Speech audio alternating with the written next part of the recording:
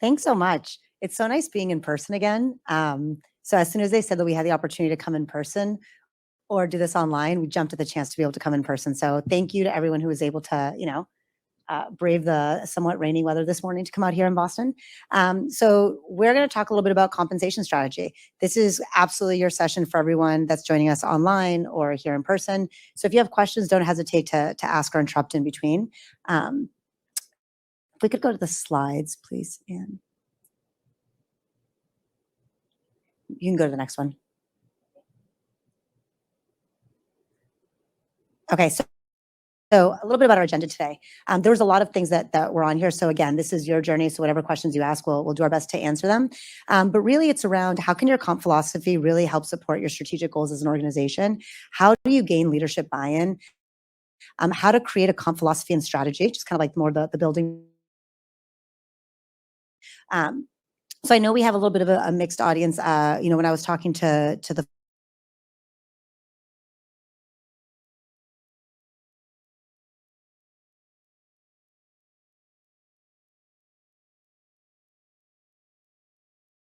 from this.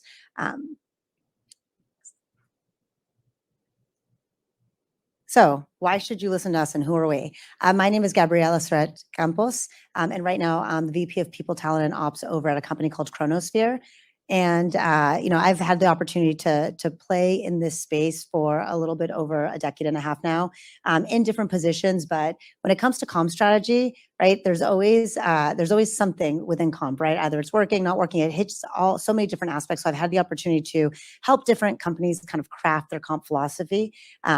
And I am Trisha Feldman. I'm also at Chronosphere, head of people analytics, and my background has been in FP&A, corporate finance, investment banking, and obviously people analytics. And within all of those roles, compensation is the number one thing we chat about when it's in terms of our people. And so excited to talk you through our journey and go from there. Okay. So as I mentioned, I know we have people here from like different, that are coming from different perspectives and different positions. So this is more of the 10,000 foot view approach on how you think about compensation. Separately, I've been told before that I talk too quickly. So if I need to slow down, just tell me. I try to like read the room and like look at eye contact. Trisha's a good reminder. She'll like hit me or something. So when you think of order of operations, comp, it would be, I think even for me, if you could just say, oh, hire a comp person, it'll all be taken care of, that would be phenomenal. But that is not the reality in which we live in. Compensation requires people to get involved from different departments at different levels, and it's constantly changing, right? It's this mix of art and science. It's not just spitting out a report. So when you look at it from a 10,000 foot view, this is kind of my general order of operations. Number one, have you established who you are as an organization? So company vision, mission, value, strategy, purpose. All of those things are so important. When I think of vision, I'm using kind of more of the Collins or the Patrick Lencioni framework, where they talk about vision as being made up of all those different components, right? Your purpose, your why, your values, how you're behaving, your mission. What's that next big thing that you're climbing, right? What's that next thing that you're trying to achieve? You need to understand all of those things, because without that, your comp philosophy, and honestly, not just comp, but all of your people practices are kind of just like floating, and they're all these disparate programs and activities. You need to anchor them into something. So I always start off with, who are you as an organization, right? And really make sure that you're defining that. Now, it doesn't mean that you can't do any other work. You can do these things on kind of parallel paths, but you really need to understand kind of who the organization is before you can like anchor into the ground and start rolling some of these pieces out. So going from there, then you have to identify, what are you solving for? Again, at different stages, ages and stages, things are going to change, things are going to vary. So why are you having this conversation, right? Why are you thinking about compensation right now? Is it because you're growing really quickly and you're trying to attract talent? Is it because you've lost a lot of humans, right? Like, people are talking, especially a lot last year, of like the great resignation, right? Did that impact you to the point that you're really trying to retain your top talent? Is it that you're really focused on DEI and you've gotten a lot of internal discussion around pay transparency, right? There's some reason that you're kind of scratching your head saying, hey, we need to solve for compensation, right?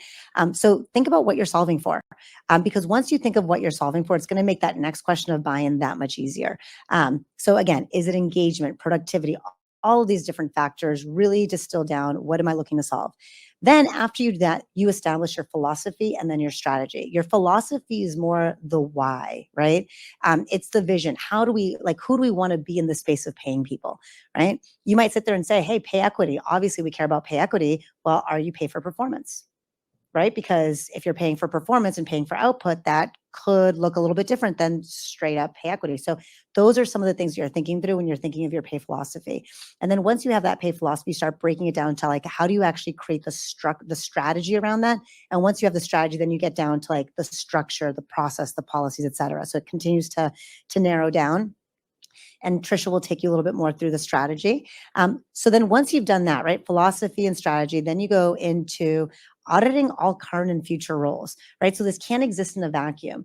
If you're already thinking about it and you're not the first person in, then that means there's already humans that are getting paid at your place of work. So how do they fit within this?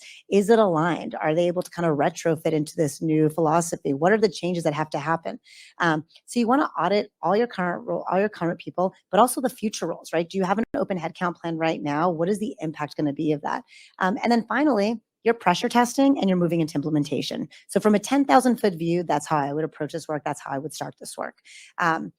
People have asked me, how long does this take? Really depends on how aligned everyone is on the importance of this. Because again, this isn't something that one person can do alone. This involves a majority of people from across the company, at least different department heads, because all of the different departments need to be bought into that strategy. There's one thing, and I'll probably repeat this later on. This is not a HR's perspective on compensation or your head of people's perspective on compensation. This becomes the company's compensation philosophy and the company's compensation strategy. So everyone needs to be bought in so they're all speaking the same language. So kind of again, 10,000-foot view. If we go to the next slide, taking a step back even further, what is total rewards when you think about total rewards? So the focus of this presentation is really going to be on specifically cash compensation. We're going to focus a lot on base salary, but there's other aspects that make up your total reward. So when you're thinking about your total rewards philosophy and strategy, it's going to encompass different aspects of this. So you have your base salary, your variable salary. So anything that's variable, commissions, et cetera. Equity, right? Oftentimes, especially in the tech space, we give a lot of equity, benefits, right? Health, well-being, kind of those standard benefits. Then you have perks and awards. At some organizations, they also include kind of like L&D as part of their total rewards package. I don't have that in there because I've kind of separated out L&D at our organization. But you want to think holistically of all of these things. Today, we're just kind of narrowing in and focusing on cash compensation because that's usually people expect to get paid. So it's something you have to solve for early on. And B, it's the most direct way that people see their value, right? Or feel that value.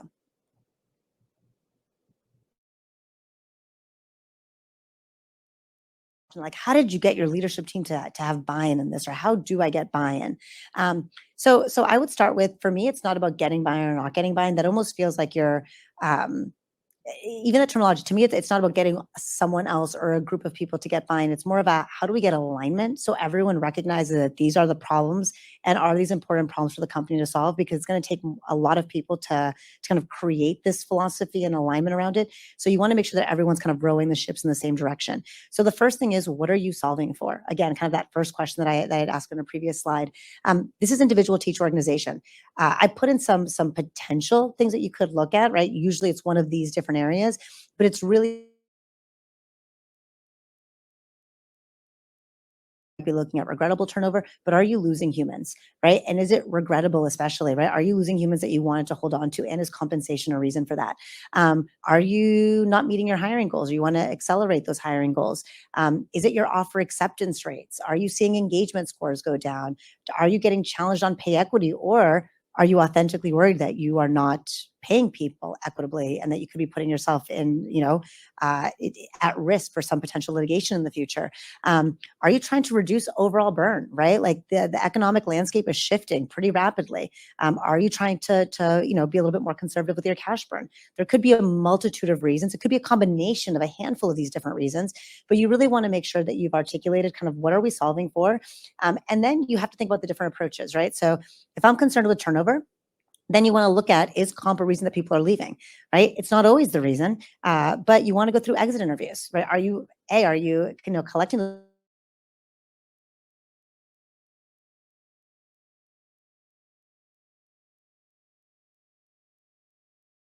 that's a very different story, right? Comp may not address that, right? So make sure that you're actually looking at the data points of like, what are we solving for?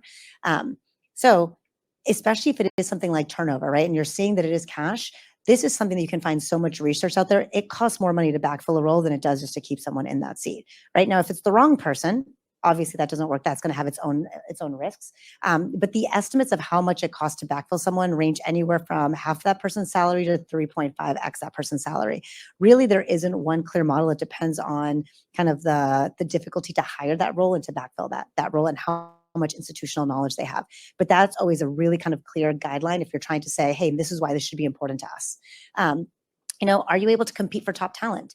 It's a really competitive market. Again, the market has shifted so much just even in the last 12 months that we've seen, right? It was kind of crazy 8 months ago. And now we're seeing a little bit of some shifts. But are you able to compete for the talent that you think that you need at your organization for your organization to thrive? So is it about hiring, right? And you're kind of bringing it back to that. Is it around a DEI focus? Are you really focused on being compliant? There's so many different things that touch your approach. So you want to think again, what am I solving for and what's the best approach?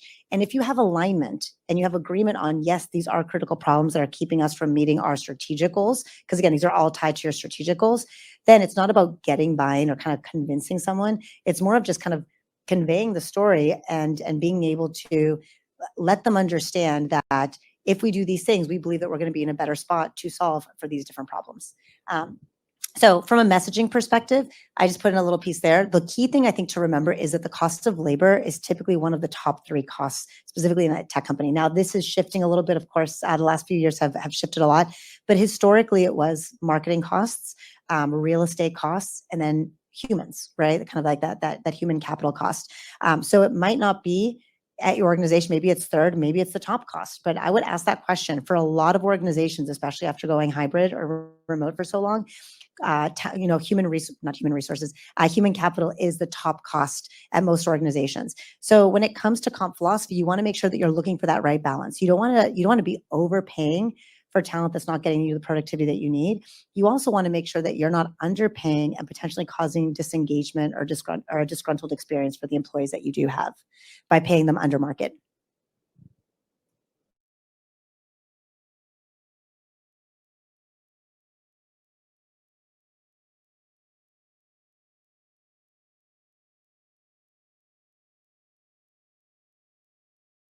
Performance or fully equitable. And it doesn't have to be one or the other, right? You can always pick a varied approach, but think of who you want to be in the space. Are you someone that's saying, hey, we're going to pay top dollar? Are you saying that we're going to be someone that we're going to be really thoughtful in our approach? Do you want everyone to feel like an owner, right? Like I hear that from some companies. So if you want people to feel like, if you're saying, hey, no, not everyone's an owner, I want them to feel this way,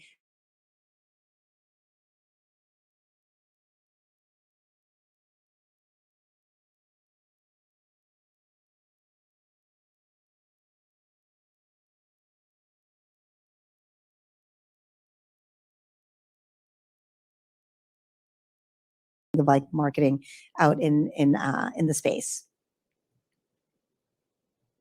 Before we move on to the strategy part, which is I know what you're really excited for, I wanted, I mentioned that it involves other people being be involved in this process. So imagine, let's put the strategy on hold for a minute, right? Trisha's going to take us through that. So this is how you get the rest of your organization involved, right? We already have the buying because we've identified what we're solving for. We know the different approaches. We've started to gather the data that we want to see change. So now what you have to do is, and this is kind of a little bit more of the nuts and bolts. What's the data set that we want to use? Usually when you're looking at a comp philosophy, you're comparing to a point in the market. You need to figure out what data set you're using for that. Oftentimes I hear a lot of companies using option impact, especially if you're VC backed, that's probably something that you have access to. It really depends on your age and your stage of your organization. If you are a post Series A versus a public company, you're probably going to be looking at different data sets. The one thing that I can definitely say is oftentimes, especially if you're earlier stage, people ops teams have very small budgets, right? And so making the decision between a tool that can cost $8,000 versus a tool that costs $18,000 can feel really monumental. And it can feel risky kind of asking for that or putting that into the budget. This is one thing, and I've done it every way and I've messed up 1,000 times. I would say if I could tell my younger self on this, go for the bigger the one that you think is the right data set that's going to help scale you through the future. Because ultimately, if it's 18K, 20K, even 25K, it's probably peanuts when you look at the overall budget. Again, from a people ops perspective, it can feel like a really, really big lift. But if you're able to really, kind of explain why it's important, it'll help you scale, because what you don't want to do is start switching data sets as you grow as an organization. So I would say do the biggest lift that you can at the stage in which you're at, right? Like you have to think about every company's, look at it individually, right? If you don't have the resources for that, then you might have to kind of like pick and choose, but it'll help you stay consistent and scale effectively. So once you've chosen that data set, another thing to consider when you look at a data set is, again, are you looking at tech, right? You might look at Compensia or Radford and some of those. You might be looking at option impact or a pay scale. So you want to look at what industries do they cover, but also how many jobs do they have within that data set? Because when you're looking at how you match to the market, you're going to be matching role to the market. So you want to make sure that they have a comprehensive enough set of jobs that they encapsulate within that data set that you feel that you can scale with this organization, right, as your partner. So this is where, and again, while it says review, I'm not saying you as the person doing this work has to review this. This is for the department heads, right? Your department heads, your stakeholders, you get other people involved, and you have them review the job descriptions. We're not matching titles here. It's job description to job description. Director of marketing is not created equal at every single organization. Those people, depending if you're a 20-person, post-seed round organization or post-A organization, is different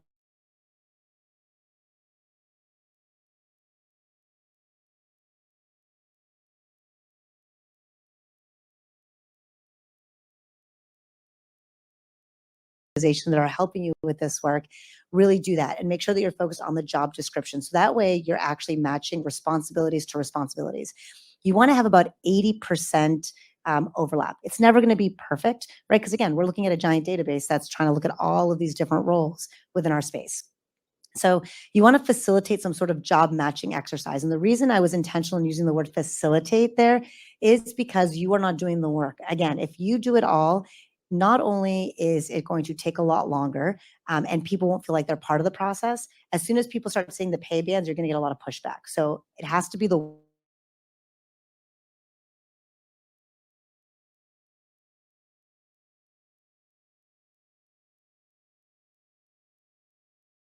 you have a growth marketing side and a product marketing side. You want to go up and down the job families, right? Because they're looking at these different job descriptions.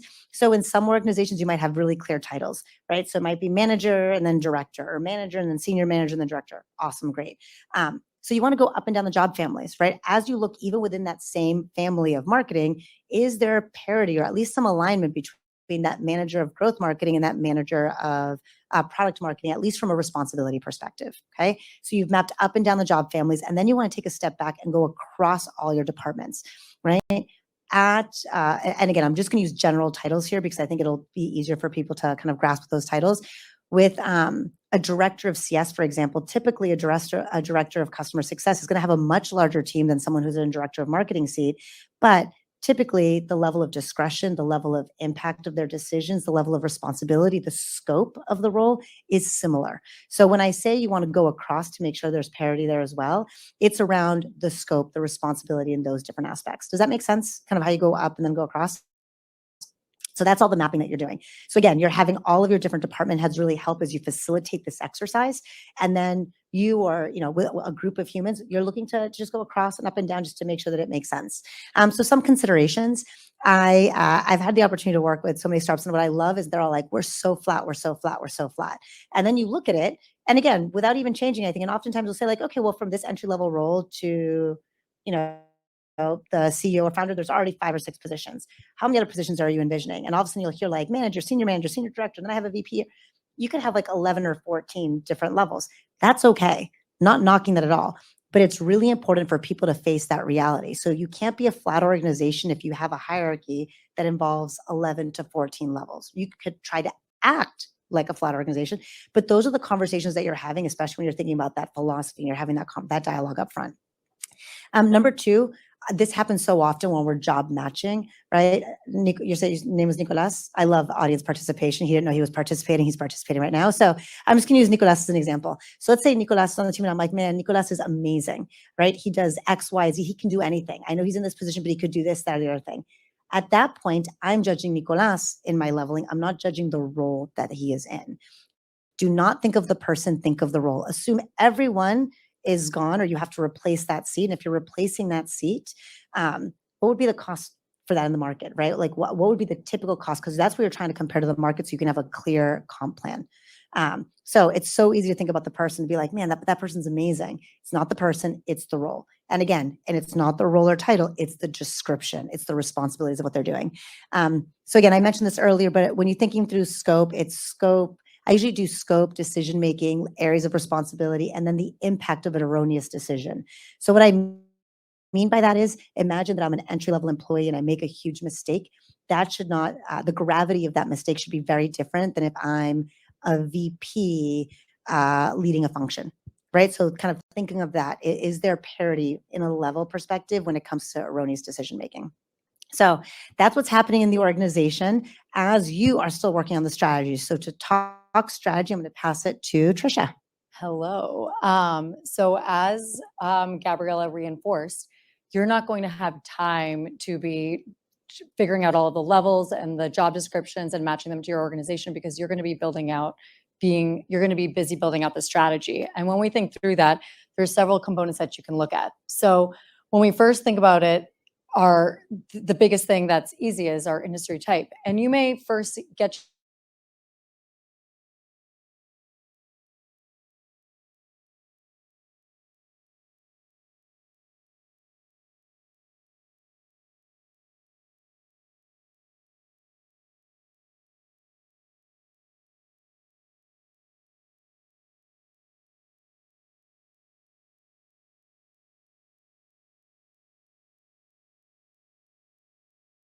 over the industry. And that is going to be something that's really important to navigate.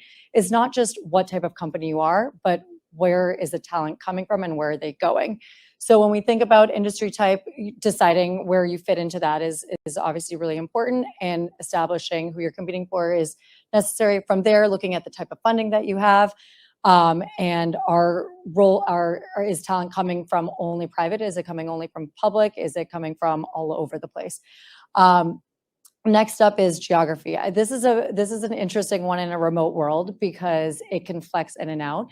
The thing to note is you have candidates and they may be falling off of the pipeline, and you may not actually know such a personal information as where they're coming from.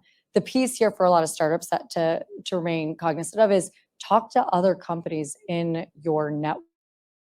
Like, this isn't something that's easily solvable, unlike industry and the capital that's funding your company. This is a little bit more personal, and it's important here to note that you don't have to rely on just data from the survey sources. It's also important to talk to people and see where they're coming and going.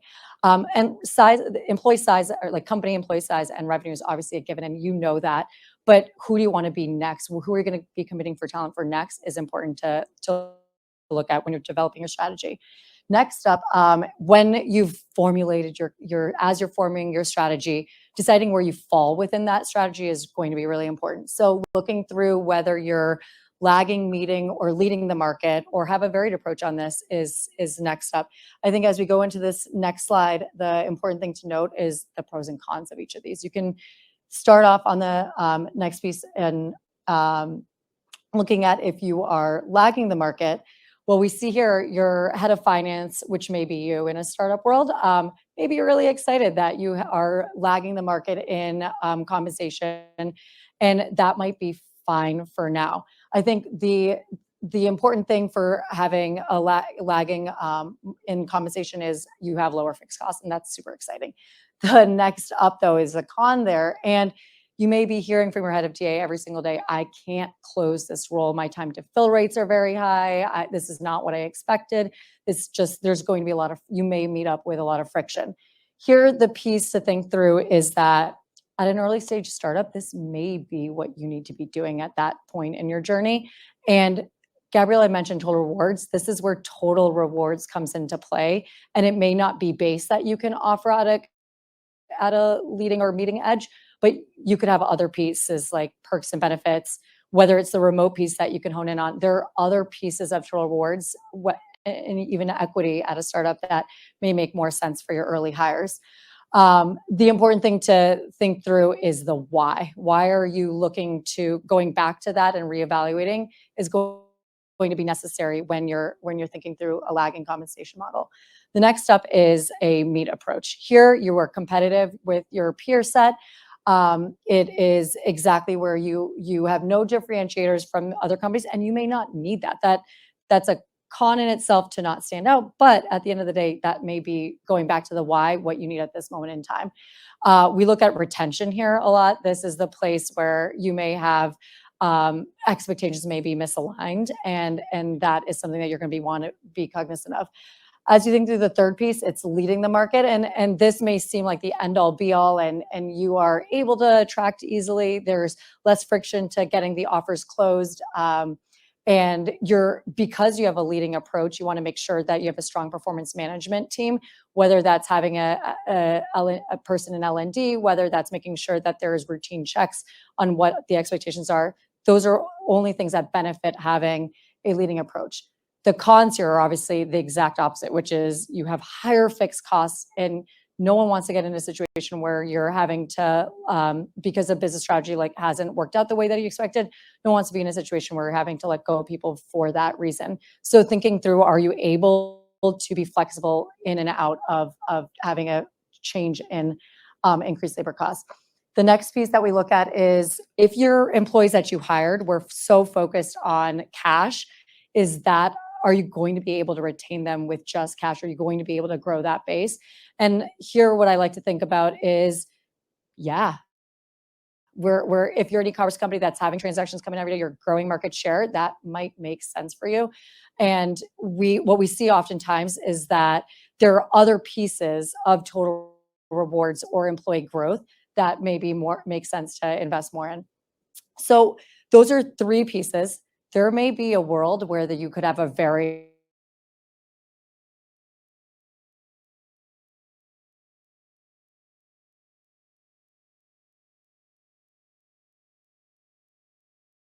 have a leading approach, and for where it's easier to fill the roles, we may meet at market, and that makes you're taking the friction out. You're making it easier to fill those roles, and that's exciting. The cons here are, I mean, who wants to know that for their role and their level of experience may be compensated less than someone else with the same exact years of experience, but they're just in a different department. So the perception there is really important. Here, I think it's important to have a thoughtful head of people ops who's able to navigate these conversations and be transparent and why this is important to the company now. Here's where you have the opportunity to bring HR outside of HR and tie it to the business goals. And it may be the time in your company's journey that it makes sense to hire one department or one role more than the other at a different level of compensation. When we think about geographic cuts, the pros here are, so you've decided as a company that you're going to hire all over the country or all over the world. You're going to have offices everywhere. You're going to have a remote workforce or hybrid. Here, that allows us a lot of flexibility to intentionally hire outside of our, and adapt in a talent strategy across different geos. That is exciting for varied reasons. I mean, there's already so much data that's shown that you're going to be able to meet your DI goals that way. There are other things that are accomplished by having a geographic dispersion. That being said, the cons here are, how do you forecast at every single geographic location? How do you map that out? How are you going to say, where am I going to get my next group of talent from? The other piece of that is, as I'm sure everyone in this room and on the phone knows, is there are so many more compliance and complexities state by state, and knowing those rules and being ahead of it is going to be really important. And here we've seen that you most likely will have to have resources dedicated to following the different legislations state by state if you're going to have a very geographic approach. As we can see on the next slide, here is where the fun stuff begins. So we've now gone through our strategy. You've defined what component, you've cleaned up the house. You've said, here are the rules and the levels, and here's how we map versus the survey data that we're utilizing. Here's our actual strategy and philosophy of the different components, who we can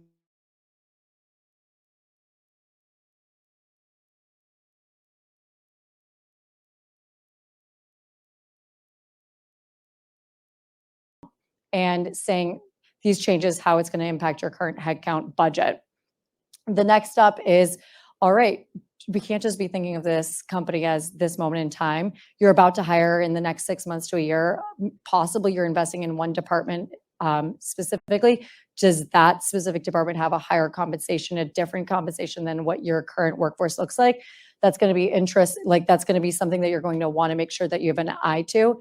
I think oftentimes I've seen FP&A partner with people ops, and you see only looking at current headcount. The big thing to note here is that it's not just today's world. You're going to want to look at it in 6 months to a year. And the piece that I love giving as in people analytics or when I've been in comp roles is a range. I think the piece here is that the interesting thing is it's not everyone you hire. It's not an input output model. It's not like you've decided compensation, you've decided your model, and everyone's going to get hired at that exact amount. It's what's your exposure range? Is there a maximum amount that you're willing to go up to? Is there a minimum? Is there a midpoint? Knowing that as a company and being able to have scenario modeling to that will be very, very fruitful and a good investment that will pay off later on. The next piece is the outliers. When we're thinking through how we model it out, I like to think of this as, all right, so you've just put everyone in your current world. You have Nicholas as in a specific level, and now you've decided with this new compensation plan, he may be out of the actual range. What do you do then with this outlier? And I think just asking that question is a win for fast-moving organizations, because oftentimes that gets forgotten until you've already had pay in effect and you've implemented it, you've executed on all the pay changes, but you have individuals within these ranges and they may not fit into this perfect mapping that you've planned out. And addressing that head on is going to be really important. From there, we love pressure testing, and the one that this makes me crack up a little bit, because when you come up with a strategy, you're hoping for it in an ideal world, and you're hoping that everyone is happy and is excited about this new compensation model, just as happy as you are when you put it together. I think what you're hoping to do is you're hoping to retain top talent, and so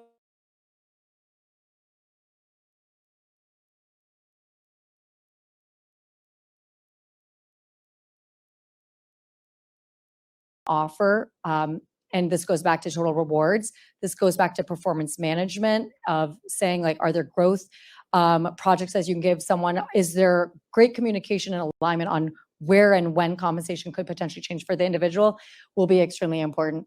The next two are really important for a company that has a wide geographic dispersion. If you've decided that your team members are going to have pay based on exactly where they live, what happens if they move from you first off ended up giving someone in San Francisco comp, and now they're going to be moving to Nebraska or some place that has lower cost of living, lower cost of labor. What happens in that situation? Are you going to take away money? It's up to you as an organization to decide where you are. And this all goes back to the why and the values that you retain as a company. What do you want to do in that situation is going to be important to address. And having that alignment across the leadership team will be extremely important. The last thing you need is someone saying that they didn't understand that their team was going to be not that the compensation for their geography was originally based in just Boston, and now they're hiring all over the place, and then they thought that they were only going to have Boston-based comp. Like, that's something that you want to communicate across the org, you want to have alignment on, and it's something that's coming from every single department. On the communication strategy, this is the piece that is new, right? It used to be that comp was siloed, that it stayed, it was a black box.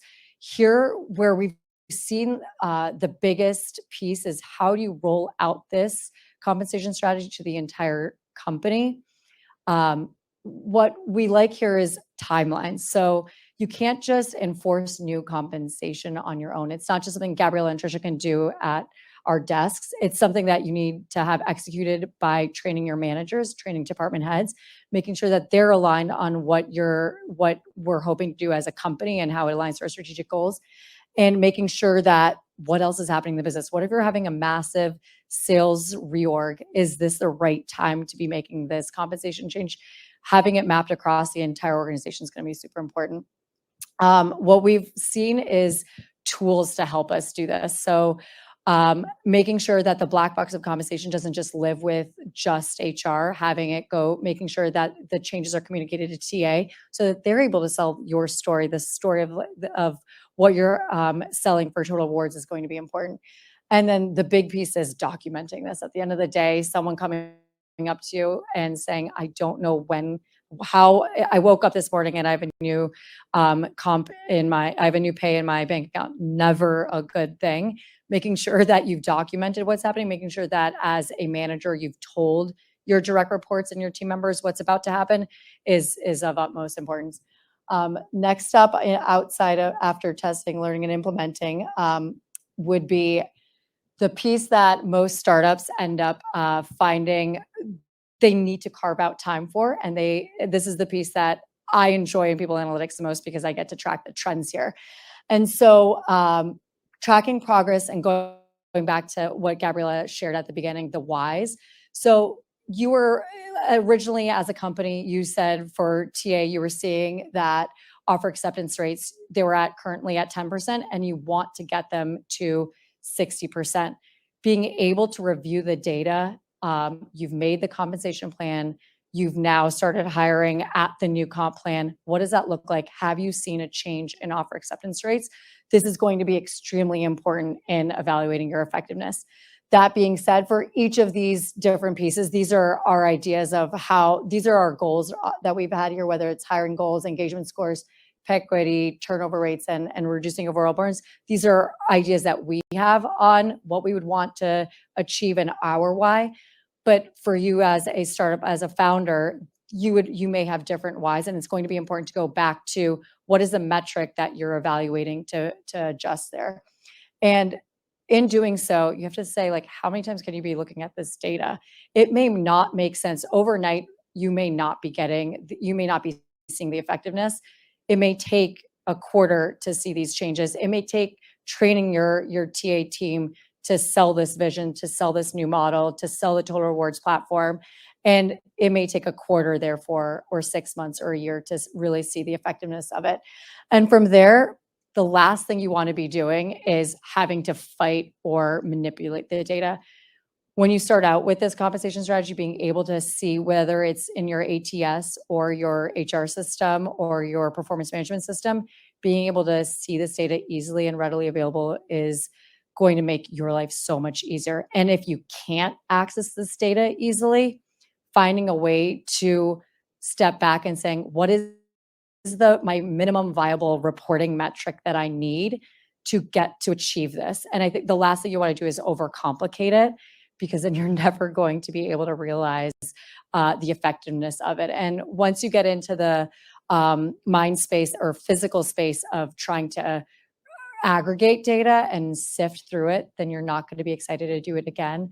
And it just creates a limited flywheel. So from there, after you've decided how to evaluate your effectiveness, you've rolled out the compensation strategy, you have gotten everyone aligned, you're good for 6 months to a year. And then you have to start thinking about what comes next in the land of compensation. And that has been so in the last 6 months. If we gave this talk last year, we would have come up here and we would have had here's what's happening, here's what we're about to do, and here's where compensation is going. That is no longer the case. It's not something that we can sit in a black box and have established norms. We know that it's moving just as fast as our business. And here are things that we're thinking and seeing that we see happening in the next 6 months or 12 months as we build out our strategy. The first one is geographies. So in the post-COVID world, this will not remain constant. This is not something that like you may need to pivot and you may need to go to a hybrid model. You may need to go back to in-person because you're going to be looking at the data and evaluating your people and seeing what the measures were that you were originally looking at. May not make sense anymore to have offices all over the place, or it may make sense to have a hybrid model. That being said, what you want from your compensation strategy here is to be able to quickly pivot from that. So if you're already aggregating the data from one place, make sure that you're able to aggregate it for all over the US. If you want to be able to scale geographically, make sure that you're already setting up best practices of people who turn down offers because they wanted a remote company. And so being able to track that and evaluate it on a consistent basis is going to be important. And what we're seeing in our data set is going to be important. Transparency is one where I continue to talk about compensation being in a black box. This is where I think companies who are at the forefront of providing a compensation template and carefully and transparently articulating their comp philosophy are going to be engaging with more candidates. Having it on your, whether it's just because of legislation out there, because it's a state that you're hiring in that requires you to publish your salary ranges. You may be doing that for legislative purposes, but at the end of the day, who doesn't want to know what they're buying into before starting off the conversation? And having an ability to quickly share that data set and the why behind it and the context is going to be really important. It's going to keep your candidates coming into the pipeline excited because they're going to know what their expectations are. And then for internal employees, it's so nice to know what it looks like to grow into the next role, what that looks like. The incentive there is important. And here, what I think is important is the tool. The last thing you want to do is bother or detract your TA team from hiring. So not having to ask them every single time what compensation looks like, not having them have to work with HR. So having a tool in place to articulate what compensation is a good use of your time early on. After that, we see for pay equity, you've decided to be transparent about pay, all great things. What does that mean for equitability? This is going to bring up great conversations, things that are necessary, a conversation that's necessary for us to have. And here you want to be at the forefront of not just thinking about compensation, but what are your practices as a people ops organization? So one that we like to highlight is negotiation. It's like when you start your process, are there hiring process, are there certain departments or certain roles or certain levels that you're okay with negotiations, or is that not allowed at all? I think the question is more important in defining than actually having a set process in place. I think you're not trying to establish a bunch of policies, but you're trying to come up with questions and say, hey, as a team, what are we going to do if someone wants to negotiate? And making sure that is it one gender? Is it one demographic? Is it one department? Is it an individual contributor or a manager that you're okay with that? And it may not be. And I think establishing that across the board is going to be important. The next piece is we're going to say all of this, and we've just established all of these great guidelines and resources. But as we know, it's ever evolving. And here, the important piece is when are you going to be ready to hire your head of total comp? When are you having someone look at this data day to day to be able to flex in and out and adapt to the ever-changing environment of compensation? We like to think about compensation. The cliche is it's art, not a science. Compensation is a snowflake. Every single person, it's important to have context to someone's compensation. You can't compare. That's all great. Those are great things to say. But as a startup, as a founder, as a employee of a new company, what does that mean for you? Do you have the resources in place to navigate that ever-changing landscape? And those are the pieces that we see. Like once you've done that, you're able to breathe aside, like you're able to breathe, and you can say, I know that there will be challenges, but how can I adapt to them quickly? And so that is how we think of compensation, and that's what we've been seeing. Would love to take questions either from the room or on the phone.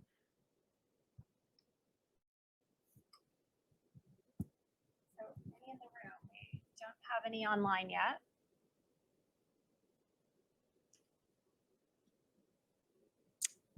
All right, so we've got one here. Some of our teams are fully remote, engineering and support, while the remainder are hybrid out of Boston, Baltimore, or Nashville. We've employed a nationwide benchmark model for remote roles. For those local to a hub, would you recommend being consistent to keep with a nationwide geo versus city-specific cut?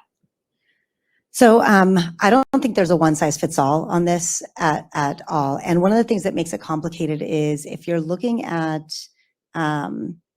so I think the pressure testing questions come into play here. If you found a phenomenal candidate that was not co-located to the hub, would you still hire that person, or would you entertain a remote employee even if they're local to the hub? And if the answer to that question is yes, then there's enough new legislation happening that you're still going to have to post that role. You're going to find yourself out of compliance. So it was Colorado, I think it was 2020. They passed the Colorado Pay Equity Act. And with that one, it was really interesting because originally there was some groups that were trying to pass an injunction because they thought it was a little bit of an overreach for a state, because they said that any state or any company that had a remote role that could be performed in the state of Colorado had to post the pay band for that role. So a lot of places would start doing remote, excluding Colorado. And then they would even have others that were just for Colorado. Now New York City has the same rule, and California recently passed the same rule. So it might look different at different places, but we're seeing enough legislation that it's going to be impactful if you don't think about kind of like the answer to that question. If I want someone remote to work in that hub, does it make more sense to have a hub strategy? Or if I would be open to having someone do remote, I have to post that. So the reason I asked that question is you can still do a geo-based comp plan. The thing is, if you have to post it, it becomes really challenging. Like, what do you post? Do you post San Francisco prices? Do you post Salt Lake City? Do you post Florida? Do you post Boston? And so it makes it really confusing. So if you post something that's super, like, say some people are like, oh, we're going to post San Fran or New York because those are a lot higher. Well, have you ever negotiated for something? So say I'm negotiating and I'm in, oh my goodness, is it Harrisburg? Harrisburg. I was trying to think of a place in Pennsylvania. If I'm in Harrisburg, Pennsylvania, and I'm sitting there, right? But I looked and I applied for this job. It's giving me a range that's San Fran. Am I going to be satisfied if you say, oh, no, that was a different geo. This is this geo? No, I'm going to argue it's the same work that I'm doing. So you have to think of all of those conversations. So there's not an easy answer for what you're asking, Allison. I think the bigger thing is, what are the challenges that you're having, right? Are you having challenges where people don't feel that they have alignment as an organization? Are you feeling you have two different workforces? Do you feel that there's a greater chance of attrition in one group over another? Are you struggling with hiring goals for one over another? And that might actually change the recommendation that I would give regarding nationwide versus geo-specific. What I would say is, if you are geo-specific, given all the new legislation that's happening, you probably want to make sure that you're investing in your internal team or your TA ops team, because you're going to have to be updating those comp ranges. That's great. Another question here. How do you build in benchmarks and policies to be able to address questions on equity and avoid litigation in the future? Are you talking about equity as in being equitable, or equity around like actual building stuff around equity?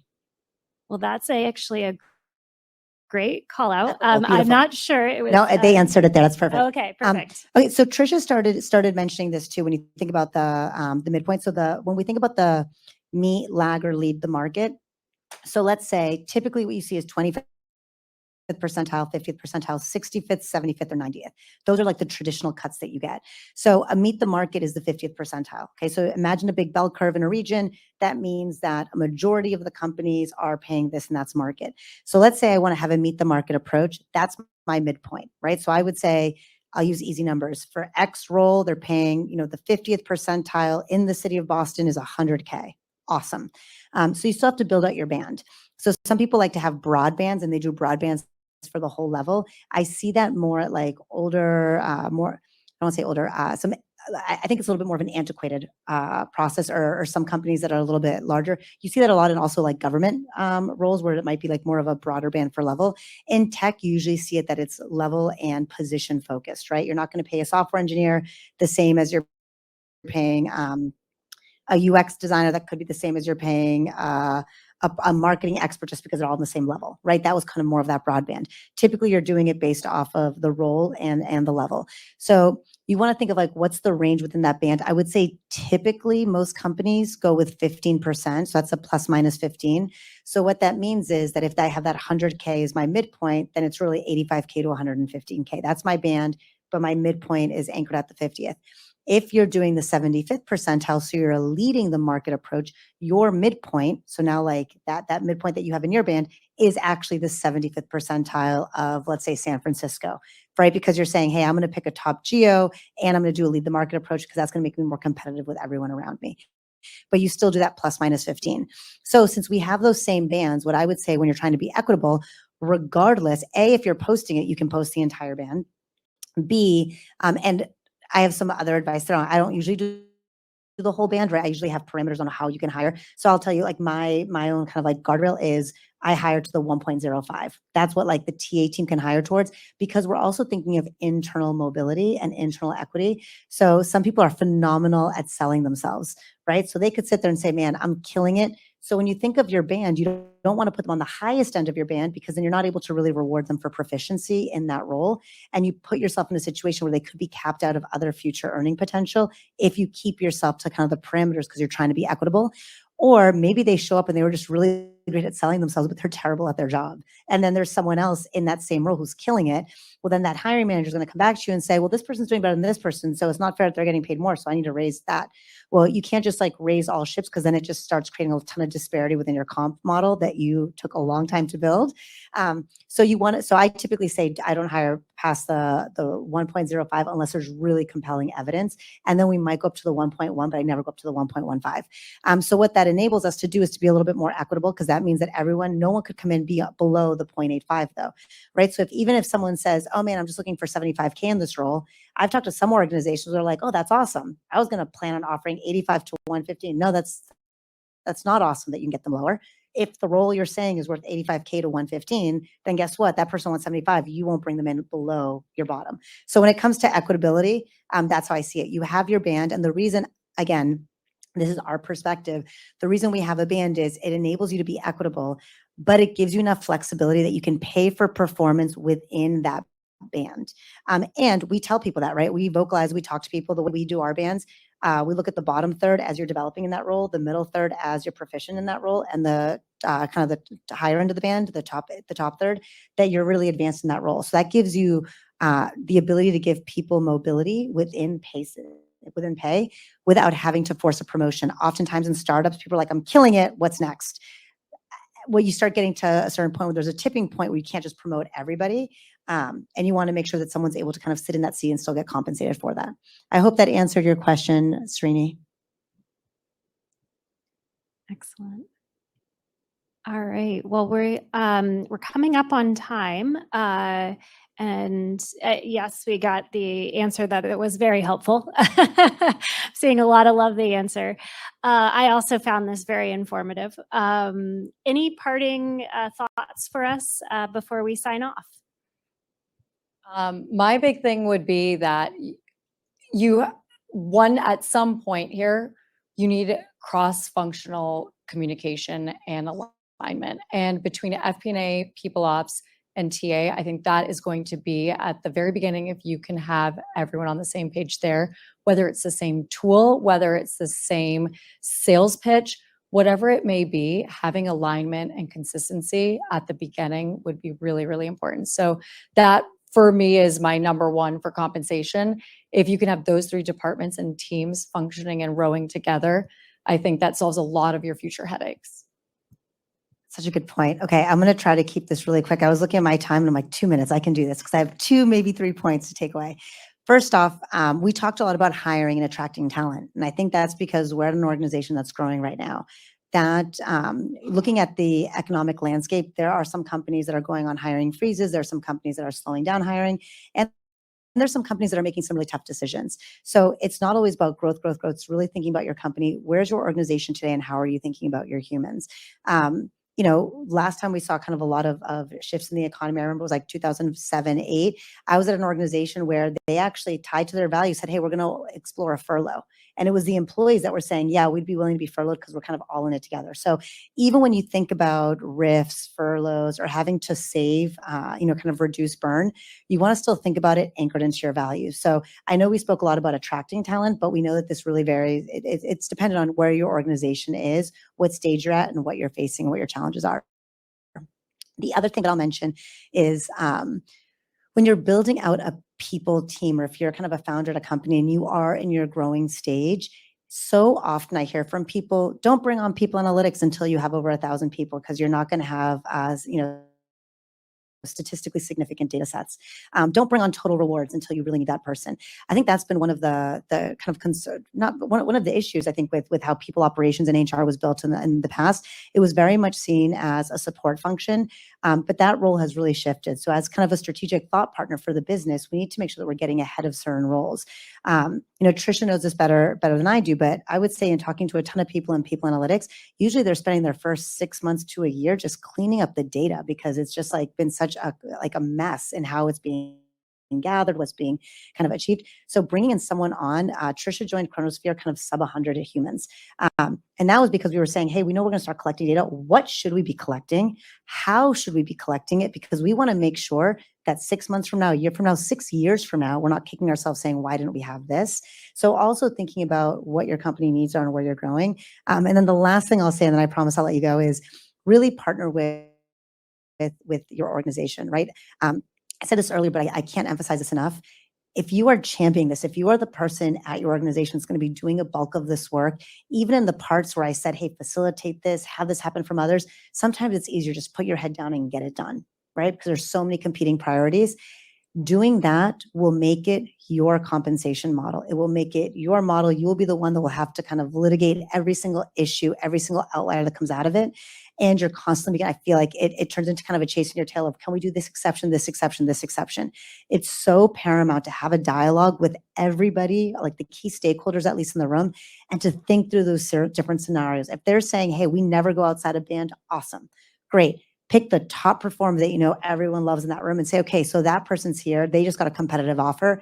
We don't feel they're ready to get promoted. What do we do? Right? Ask them those tough questions, make them play out the scenarios, give them people's names, right? As examples, and really grapple with that. And once you're grappling with that, you'll be able to see, like, where do we have risks? Where are we not staying consistent? Where do we need to pivot? Where do we need to maybe rethink this or address this? What are the other aspects that we're willing to invest in? And so just be really thoughtful, because then it becomes your organization's compensation plan, because there's nothing worse than hearing, and Trish knows, we used to hear, well, that's Gabriella's plan. And I was like, it's not my plan, it's our plan. And that makes it just much, much harder. Excellent. Thank you so